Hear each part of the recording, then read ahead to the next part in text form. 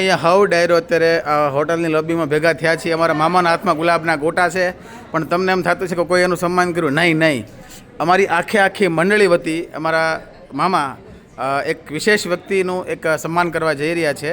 અને આ વિશેષ વ્યક્તિ કોઈ નહીં પણ અમારા કમલેશભાઈ છે. અને સૌથી પહેલાં તો ભાઈ ધીમે ધીમે તાળીઓ વગાડો. હા, અને આ સન્માન એટલા માટે થઈ રહ્યું છે કે આજે 5મો દિવસ છે અને 5મા દિવસમાં પહેલી વાર અમારા કમલેશભાઈ ટાઈમ કરતાં 15 મિનિટ વહેલા આવ્યા છે.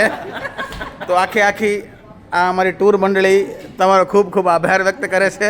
આશા રાખીએ છીએ કે હા એમ આવલા કહેવત છે કે 12 વર્ષે બાવો બોલ્યો. આ કહેવત છે કે 5 દિવસે આ કમલેશભાઈ બોલ્યા. એ બધું સન્માન મારી વાઈફને દેવામાં આવે છે. અચ્છા, એને મને કાઢ્યો બાદ.